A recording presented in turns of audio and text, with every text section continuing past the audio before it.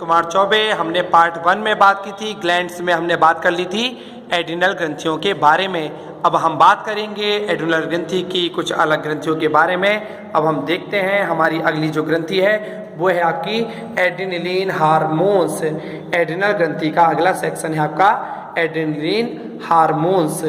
अब हम यहाँ पे बात करते हैं, जैसा कि हम पहले भी सारी ग्रंथियों के बारे में बात कर चुके हैं। अब हम अगली ग्रंथि की तरफ लगातार बढ़ते जाते हैं। तो हमारी अगली ग्रंथि आपकी एड्रिनल ग्लैंड में है आपका एड्रेनलिन हार्मोन्स। एड्रिनल ग्लैंड से निकलता है एड्रेनलिन हार्मोन्स, जिसे एपिनेफ्रिन हार्मोन्स के नाम से भी जाना जाता है और इसे उठो और लड़ो हार्मोन्स भी कहा जाता है।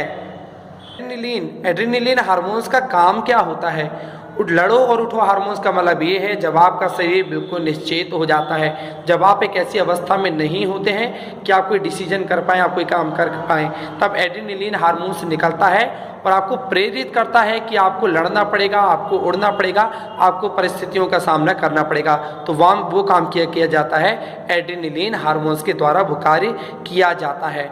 अगली ग्रंथि है आपकी अग्नाशय। हम अग्नाशय की बात करते हैं तो अग्नाशय में 3 प्रकार के हार्मोन्स निकलते हैं और इसमें 3 कोशिकाएं पाई जाती हैं, अल्फा कोशिका, बीटा कोशिका, गैमा कोशिका। तो अल्फा कोशिका का नाम है ग्लूकेगॉन, बीटा कोशिका से निकलने वाला है इंसुलिन और गैमा कोशिका से निकलने वाला है सेमेस्टरीन हार्मोन्स, जिसमें कि हमारे काम का होता है बीटा कोशिका का इंसुलिन हार्मोन्स। जब शरीर में इंसुलिन का स्त्रावण कम होता है उससे होने वाली बीमारी होती है मधुमेह। तो मधुमेह को प्रेरित करने का काम करते हैं इंसुलिन हार्मोन्स। आइए दोस्तों अब हम बात करते हैं गर्भाशय के बारे में। गर्भाशय की बात करें, यहाँ पे आप गर्भाशय की जगह हम वृषण कोश भी लिख सकते थे, क्योंकि मेल और फीमेल दोनों का आपका सेक्स पार्ट कहलाता है। अब हम देखते हैं गर्भाशय के कुछ हार्मोन्स के बारे में। सबसे पहला, जैसा कि आप देख पा रहे हैं, एस्ट्रोजन हार्मोन्स।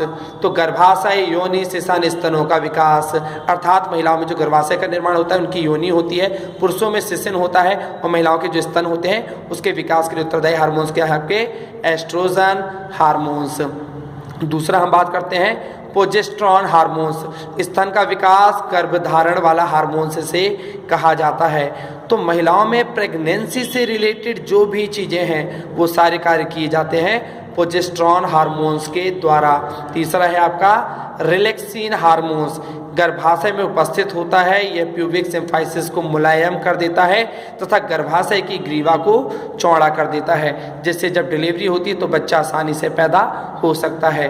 तो गर्भाशय से रिलेटेड 3 हार्मोन्स हैं, एस्ट्रोजन, प्रोजेस्टेरॉन और रिलैक्सिन हार्मोन्स। दोस्तों, मैं उम्मीद करता हूं कि हमारे द्वारा दी गई जानकारी आपके लिए लाभकारी होगी, और यदि आपको हमारा ये वीडियो पसंद आया तो हमारे चैनल को लाइक कीजिएगा और सब्सक्राइब कीजिएगा, जिससे भविष्य में हम आपको और अधिक जानकारी प्रदान करते रहें। नमस्कार दोस्तों, मैं अमित कुमार चौबे।